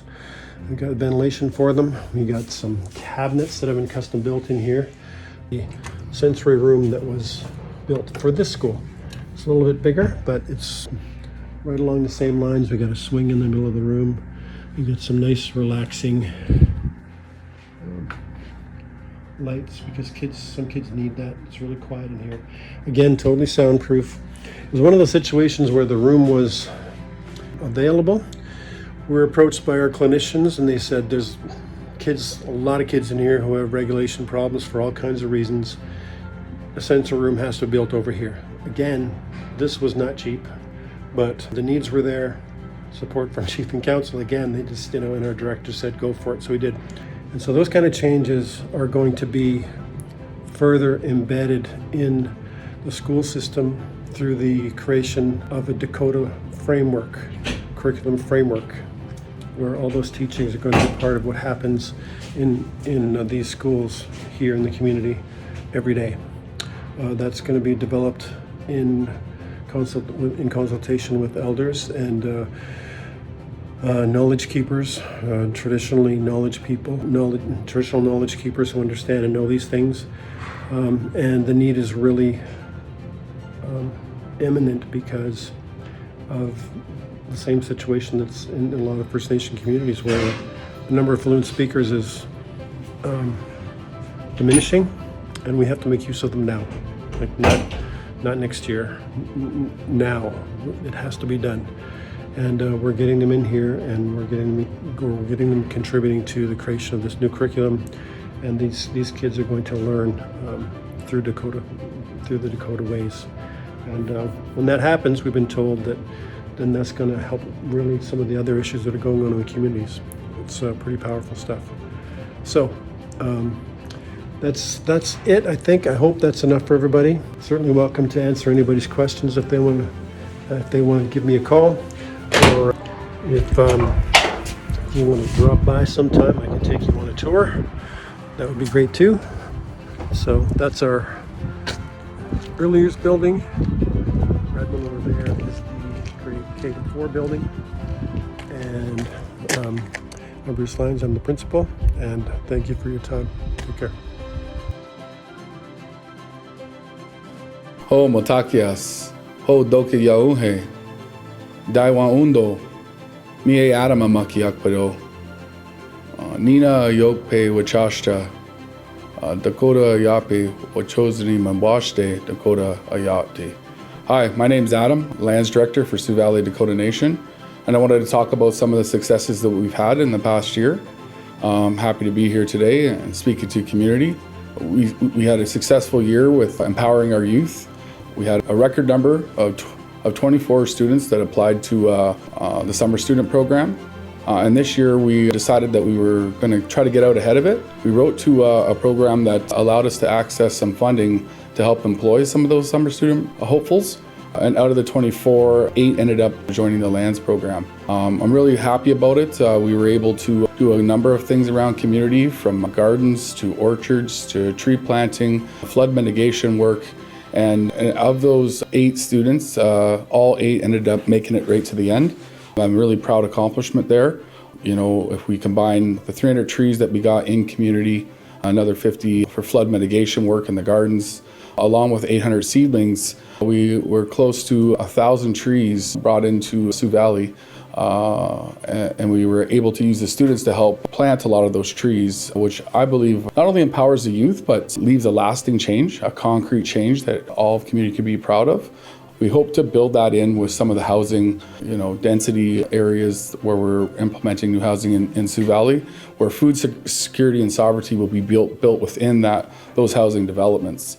We were also able to hire over 20 to 30 people in the lands program this year. That was from lands admin staff, energy efficiency, all the way through the summer students and the young adult program. We were also able to utilize part-time and other employment opportunities and strategies that really had a fully encompassing lands opportunity with land-based teaching built inside of it. We were also able to pursue a lot of funding and recover some of the projects that were lost from years ago. And that stemmed all the way from ECC to CERNAC and ISC funding opportunities. And that allowed us to salvage our grassland project. I'm happy to say that we've now successfully seeded 100 acres of grassland and restore the pristine prairie grassland and the traditional lands of the ancestral lands of the Dakota to the way that it was 400 or 500 years ago. So we have a unique opportunity. You know, it's in the title, Sioux Valley. And those valleys are some of the untouched landscapes that some of these surrounding agricultural practices weren't able to change. And that was a key into the success of the restoration project, being able to collect seed from those areas. And once again, we were able to use the power of the nation, the power of the youth, the magic that they bring to the program, that rejuvenization. It goes a long way when you have the power of the students and the inspiration they bring into the project. Watching them, reconnect not only with an important relationship with the land, but also that important relationship with themselves. And so I think that's what the Seed Project does. It allows the youth not only to nourish and restore lands and rejuvenate soils, but also rejuvenate that relationship and restoring that important Dakota identity as the land stewards of the land. In lands this year, we were able to amalgamate a few programs and grow the lands department with a couple more branches, which include the bison herd, the grassland project. Also, we were able to take on the garden project with a stream of funding that I had luckily been writing and didn't know where the home was going to be, but as things progressed through the year, it became clear that the garden program should fall under lands. And so we were able to establish full-time permanent positions within that program, and then also the promotion of the grassland greenhouse and grocer manager. So together as a team, I think that's what it takes. We have great leadership here in Sioux Valley, previous and now, and I think that's the big thing I want to say coming out of lands this year. We've done a lot of great things, with funding and growing the bison herd. We have tremendous workers down there with the bison herdsmen, especially the gardens, the three individuals hired down there, and then you look across at education and health and what we're trying to do over in the lodge and energy efficiency and what these individual people are doing to try to strive forward. And I think that's what really needs to be said, is that it takes an entire team to get to this level of where we're headed with this thing, and you need to have that magic encapsulated in such a way that really respects them. You get tied up in the work so much, you got an incredible team right here at the communications center, and sometimes you get locked into the work and the days blend together, and we forget to take a step back and really appreciate each other for what we're trying to do together. And I think that's the message that I'd like to bring out of the lands, is remembering that it's a lot of hard work and great people here in Sioux Valley that are trying to strive for a better community, a safer community. The effects of the Brandon Residential School and the intergenerational trauma has left cycles of addiction and abuse, and sometimes that trickles into our daily lives, and we forget how incredible the people are. And it's the people in your organization that make the difference in that organization and what they stand for. So if I was to say one thing coming out of this year, what I'd want to say is a huge thankful to all those other departments and that ability for us to work together. I think that's what's needed. There's a lot of differences in the community, and we should celebrate them, but we should also remember what those similarities. And we all want a safe community. We all want a healthy community. We want what's best for our kids. We want what's best for our youth. We want to have them have the advantage coming in. And that's what the lands programming can offer, these ECDEV strategies, these solutions. We all have a different idea of how to do that. But I think if we can get together, collaborate together in a constructive way that's not inducive to some of the lateral violence, but more about a really constructive criticism that leads progress in a good way. When we realize that we each other are the answer to making the progress we need happen, I think that's where it makes Sioux Valley special. It makes the Sioux Valley Dakota Nation land special. And that's some of the work that we're working on right now. So in a year in a review, it's been incredible to see the momentum and the progress that's been slowly kind of festering its way into real creation or formation of something tangible.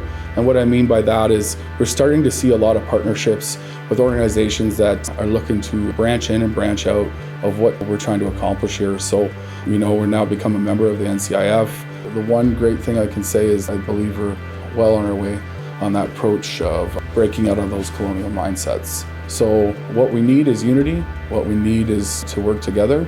And it's so exciting to see that that's exactly what's happening. So major shout outs to every department and some of those important people. I know that maybe you don't get the recognition that you sometimes wish you hear or receive or want to receive, but just know that you're noticed, you're needed. Every single person's valued here. When you have a small community, every single person matters. That little job, that if the water truck doesn't show up or if the sewage truck doesn't show up, it's felt, it's noticed. So we need you to do that. We need you to be on your posts. That's the beautiful thing about being in a small community like Sioux Valley Dakota Nation, is that every single job, no matter what it is an important pivotal role here in the community. So my hats are off to you. I'll continue striving. We'll continue doing our best efforts. I love you. Wopida, Padamia, Pado, Achichie, Pado. And I'm happy to be working, and I'm grateful to be working together. Thanks. Makiapi, Melissa Hotai Makiapi, Councillor for Sioux Valley Dakota Nation. I've been reflecting on my year in council compared to when I was served 20 years ago. I'm coming back a little more seasoned, having worked off reserve in various capacities of policy, research, coordination, facilitation, and training. In some respects, our community has grown, and in other areas, we are still slowly building our capacity to fulfill the dream of self-government, as the elders had envisioned many years ago. Even though we continue to be challenged by various external negative influences, we are a community in healing and beginning to move past intergenerational trauma. I think about the hardships our ancestors faced and what they lived through to ensure we were here today. We are a resilient people, and it is our responsibility to do all we can to ensure we leave this place a healthier and safer community for our grandchildren and future generations. I'm going to speak to highlights from some of my portfolios in this video year in review update. At the beginning of 2023, I brought together our directors and program managers to revisit 2 previous strategic plans developed with external companies in 2019 and 2021. However, these documents did not go far enough or fully realize what we wanted for our community. Together, we merged and I rewrote the final strategic plan, confirming our vision, mission, goals, and objectives. It is quite large with 6 overarching pillars and strategies in the areas of enhancing governance, transformation of education, promotion of Dakota way of life, holistic delivery of health and well-being, lands and economic vitality, and housing infrastructure and emergency management. This plan outlines our roadmap for the future and aligns with our vision of achieving self-sufficiency and for thriving members. Without a roadmap, we do not have a path for the future. Following this plan came the development of the Culture and Dakota Iyapi language plan. It was developed with community members and educators that attended a Dakota language gathering this past summer. It outlines our strengths, challenges, and activities to create new language learners.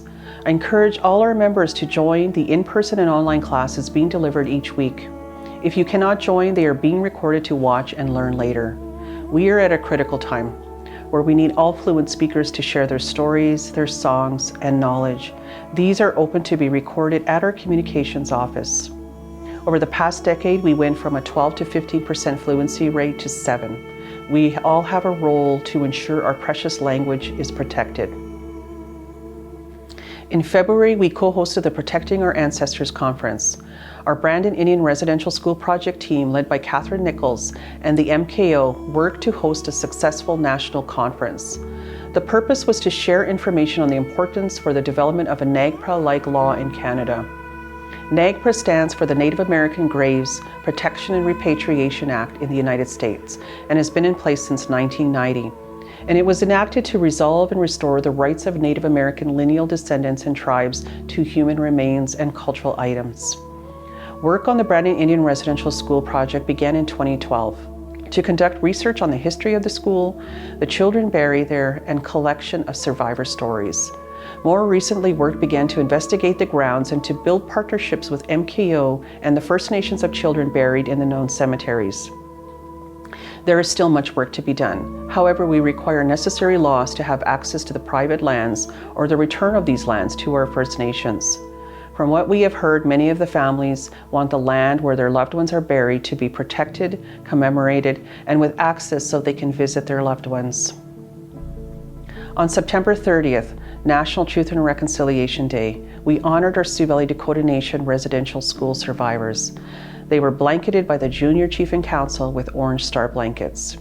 It was important to honor and recognize them on this day. For those that were not able to attend, we are planning for a follow-up honoring in the spring of 2025.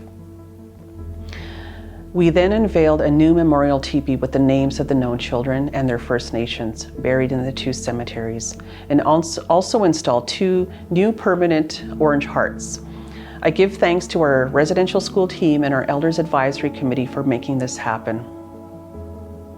On October 3rd and 4th, I attended the Historical Grievances and International Laws gathering in Edmonton and had opportunity to chat with the United Nations Special Rapporteur to share all these concerns that we would be following up with a submission and request along with others to investigate the burial sites at the residential schools, as many are deemed crimes against humanity. On October 29-30th, I attended the Office of the Special Interlocutor National Gathering on Unmarked Burials, the release of an Indigenous-led reparations framework. Kim Murray was appointed the independent special interlocutor and had the crucial responsibility of making recommendations to improve Canada's legal processes to help identify and protect the unmarked graves and burial sites associated with former Indian residential schools across the country. This was her 7th and final important gathering as she released her final report with 42 obligations that governments, churches, and other institutions must meet to implement an Indigenous-led reparations framework for truth, accountability, justice, and reconciliation. One of the obligations included to amend or enact legislation to establish an Indigenous burial site designation to protect burial sites and include robust enforcement mechanisms. I was honored to be there and to also co-present along with MKO Grand Chief Garrison Settee as we shared the outcomes of our Protecting the Ancestors Conference and for continued advocacy for a NAGPRA-like law and for protection of our ancestors. Following the conference, I presented Kim Murray with an orange shawl made by my Ina, Glennis Elk, a residential school survivor, and thanked her for her work to remember and honor the children who did not make it home. As I begin to read the Independent Special Interlocutor's final report, I share the following from her opening comments. These children died while in the care and custody of the Canadian state. I urge the federal government to now honor its legal, moral, and ethical obligations in accordance with the United Nations Declaration on the Rights of Indigenous People, Indigenous laws and international human rights and criminal laws. All missing and disappeared children and every child buried in an unmarked or mass grave must be honored, respected, and treated with the dignity that they deserve. Every child matters in life and in death. I recently met with government representatives in Ottawa to continue to advocate for the purchase of the land at the Turtle Crossing campground. We believe there will be an announcement soon. To date, we have taken our advocacy to the local, regional, national, and soon international level with our joint presentation with MKO at an International Indigenous Research Conference. Another portfolio I oversee is the Dakota Yate Lodge. Prior to our term in council, a proposal was submitted to Infrastructure Canada for a net zero project to install solar and geothermal pumps and for HVAC upgrades. The Dakota Yate Lodge Net Zero project promotes sustainable technologies while enhancing the quality of life for our elders. These priorities fall in line with our Dakota philosophy and teaching in caring for our elders and living in a sustainable way while protecting Mother Earth.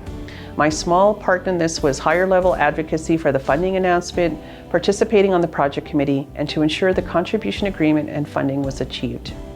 I look forward to seeing the final product of this work, and kudos to all who worked to make this happen. Another portfolio is veterans. I am searching for funding to help develop a book and posters for education on our Dakota veterans.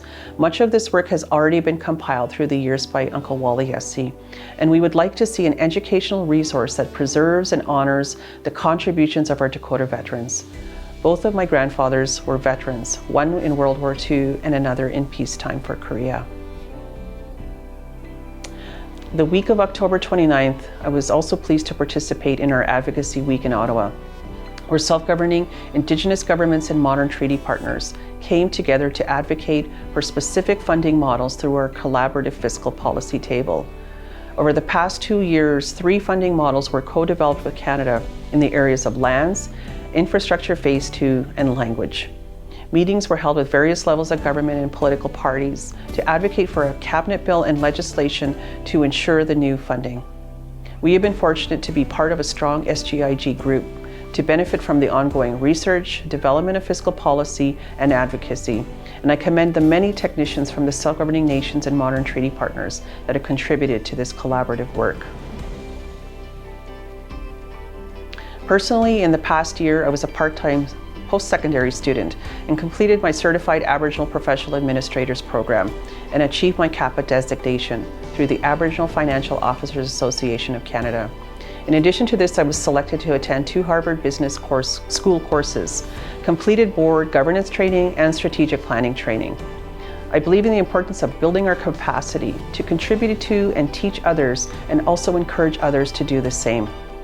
My future plans going forward are to assist our programs that require assistance in implementing our strategic plan for the development of technical and operational plans, to do more advocacy work to advocate for our people, and to do more research on available funding and write proposals.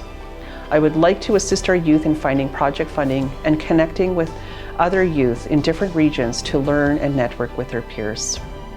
That is my year in review. Thank you. Pedamiaya. Hello everybody, my name is Gerald Thunderbird Sky. I'm the Director of IT for Sioux Valley Dakota Nation.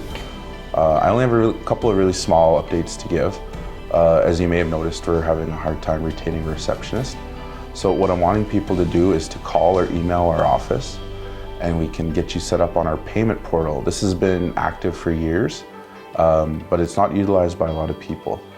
So if you want to call or email it@svdngovernance.com, or you can call my cell, 204-573-8557, and then I can assist with getting you set up on the payment portal, and you can pay it like most of your other bills are paid. The other thing I wanted to update on is that we're still just maintaining the fiber and the wireless networks. We're just working on our best to improve the service as we go, and that's all I really have to say. Thank you very much for your time. Good day, everyone. My name is Elton Taylor. I'm the Communications Coordinator for SVDN Communications Department. For those who don't know, we have had a communications department quietly working in the background, informing our Wipazoka community all over the world. This is really the first time we're coming out from behind the camera and stepping in front of the camera to give you an update about us and our beginnings. Much of our communication roots began back when I was still on council back in 2016. And we saw the need to localize and oversee how we can better communicate with the Oyate, particularly those who don't live within the community. We started by taking back control of our main website, our domain names, followed by reclaiming and expanding our social media and actively managing things locally. In 2018, we hired our first staff member to help with postings and updates. In 2020, during the COVID pandemic, we brought back KODA 93.5 on a more permanent basis and brought back Bill Taylor to help handle all the announcing and help keep the community informed with pandemic code levels, our numbers, as well as the available services and assistance that were being provided during COVID. The department then again expanded near the end of the pandemic, hiring on a third member. I came on board after elections in 2022, and I've been our communications coordinator ever since. So now that we're all caught up on our history, here's our update for 2024. We are a 3-person team at the moment. There is myself, we have our editor, Bryden Speece, and our KODA announcer, Bill Taylor. As a department, we oversee and we maintain all of our websites, our main SVDN governance website, as well as the Grand Valley Park website.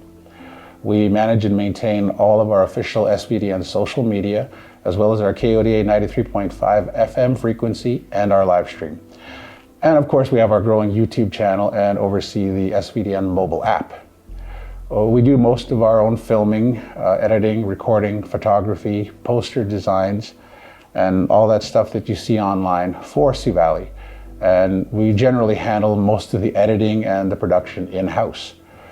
We set up PA systems, audio video setups for presentations, as well as doing the live streams through our YouTube channel. So this past year was another great year for SVDN Communications as we continue to produce content for the Sioux Valley public. And we have assisted with internal planning as well as coordination for many of our events. We were also fortunate enough to be present during the Dakota apology, and we were able to actually capture the event in person. This was done out in Whitecap, Dakota Nation, and we're very thankful to have been present for that day. Over the last few years, we've been fortunate enough to have been selected as a location for several TV shows and documentaries, which our communications department was directly involved with the location scouting, as well as many other facets that are involved with the filming of a TV show or a documentary. We've assisted on the miniseries Little Bird, so if you haven't had an opportunity to check that out, you'll see Sioux Valley in the show. We've also worked on an episode of Spirit Talker with Sean Leonard. We helped coordinate behind-the-scenes documentary for Little Bird, as well as some of the interviews for Sean Leonard, and we assisted with a documentary with Red Earth. This past year, we continued to foster those relationships with TV media and hosted an episode of the First People's Kitchen with Chef Chuck Hughes, who learned about Sioux Valley, our history, as well as some of our traditional foods of the Dakota people. Just recently, we wrapped on filming for the CBC show Still Standing and held a live comedy show right here in our Veterans Hall in the community. One of the great benefits of our communications department is that again this year we've been asked to handle school portraits for our elementary school, as well as handling multiple grad shoots this past spring. We will continue to be that communications bridge for the Oyate, and we continue to do our best to promote Sioux Valley Dakota Nation in a positive light. So with that being said, I want to thank everybody, and I hope you all have a great day. Thank you. My name is Bill Taylor from here in Sioux Valley, Dakota Nation. I am the on-air personality for 93.5 KODA FM. I'm the host of the Joe Cool Show, and I've been doing this for about 20 plus years, so got a radio background, public speaking background, and I do a show every single day, 5 days a week for the community and also for the live stream. We have a lot of listeners from all over North America tuned into our show daily, so it's basically just try and keep everybody entertained and let people know what's going on in the community and future events coming up and current events and whatnot. So it's just something I enjoy to do, a lot of fun, and doesn't feel like work every day. So it's cool. For the last year, a year in review, we've made quite a few changes. We've had new sound editors put in to cut down the echo that was formerly in the studio from before. We've also spent a lot of time updating a lot of the equipment that we use. And for example, the music playing system, we've gone to a higher quality system to play the music. And also we've done a lot of updates, changing out the microphones for better sound quality.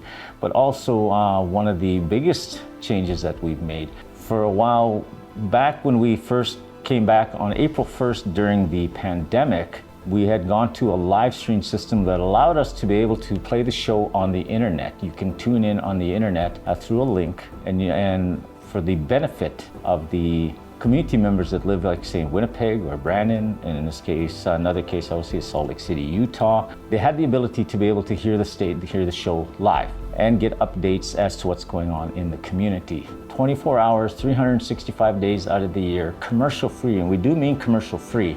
Powwow music, as well as the format of playing the other music during the times when the Joe Cool Show is on. So once again, we're very excited with the changes that we've made in the last little while, the updates that with the equipment and the sound editors that makes the job a lot easier. And again, just maintaining the equipment, which is one of the challenges that we face because it's always constantly changing. You'd be surprised at how much all the different computer systems change really, really quickly. So all in all, it's been just basically staying on board, being able to keep the show going, and just making sure that we're looking at other options here in the future. So again, you can go to svdngovernance.com, and at the top of the page for the official website, you can there is an icon that that was put there. You click on that and it connects you to the show automatically, which is, I like that. And also, again, you can go to the KODA 93.5 FM Facebook page. You can also see a lot of the announcements. You can see some of the videos that we've been making to kind of give you an idea of the new communications department that we're part of now. And so again, some very exciting changes, but some very, very good changes. And that's basically the update that I wanted to share with you. I want to thank everybody that tunes in and checks in with me through the messenger, and just, for allowing me to be a part of your day every single day. I appreciate that. And again, I look forward to more exciting things coming in the future here, so stay tuned. Again, be cool, stay warm, always take care of the ones that you love. Speaking of love, I love each and every one of you. Thank you for making me a part of your day, and we'll see you tomorrow. We'll see you again. Good afternoon. This is Charlotte Chasky calling. Charlotte Chasky, I'm the Interim Finance Director for Sioux Valley Foundation. I just wanted to update on the Finance Department for this past year. I've been working with Matt from BDO, and we started working to get ready for the 23-24 audit. This past year, we worked along with the program directors and Mark, our auditor.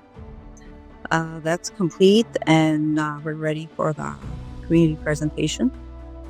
We've also been working with the 24 to complete the 24-25 budgets on those, along with the program managers and directors for the work in the community. That's not complete.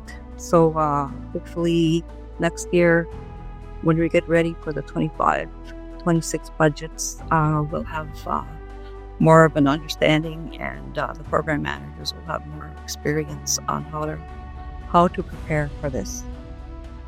Right now, we're training the finance clerks and all of the finance staff how to prepare and be ready for monthly financial information, and to be able to produce our financial statements on a regular basis.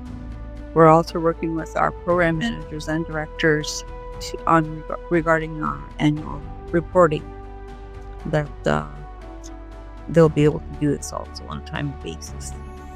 Thank you. Hello, my name is Matt Zakaluzny. I work with BDO Canada LLP. We're currently working with Sioux Valley Dakota Nation on assisting with financial reporting and capacity building within the finance office, as well with program directors and chief and council. When Chief and Council first brought us on to start working with Sioux Valley Dakota Nation, there was a couple key areas that were identified to start working on. So the first area was regarding budgets. So previously there were no approved budgets in place signed off by program directors or Chief and Council. For the 2024-2025 fiscal year, we worked with the program directors to ensure that the budgets were completed and signed off by the program directors as well as Chief and Council. This included several meetings with finance and program directors, walking through the budget templates, advise on how much funding is allocated to the program throughout the year, and then letting them put together their annual plan on how their program funding will be spent.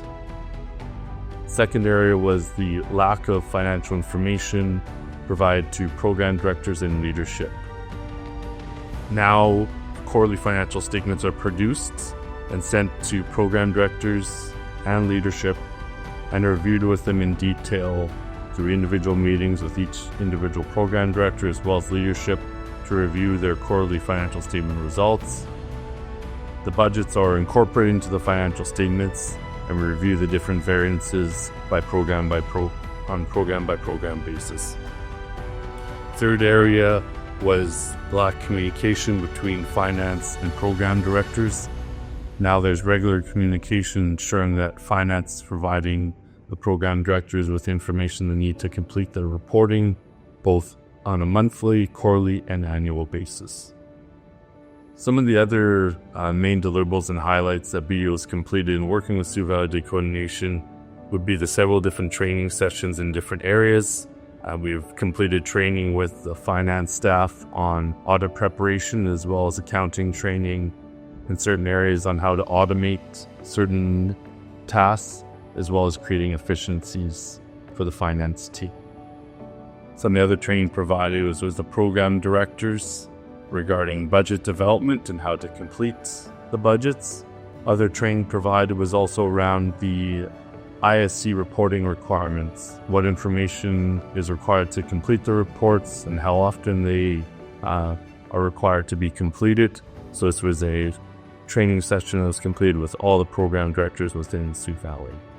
Some of our next training sessions will be with the finance team again on different areas where we can automate to create efficiencies within processes around importing bank statements for reconciliations, as well as automation around the social programming and reporting within their accounting software. One of the other items we identified as we first started working with Sioux Valley Dakota Nation is the lack of segmented financial reporting. This created some issues for the program directors when trying to complete and submit the reports. So we've been working with the finance team as well as the program directors to explain and ensure that the segmented financial reporting meets the year-end reporting requirements, and that everything is set up properly within the accounting software to create efficiencies when it comes to completing the reporting on a monthly, quarterly, and annual basis. We've made great strides over the last several months working with the Sioux Valley Dakota finance team, and we're looking forward to many other accomplishments and milestones throughout the year.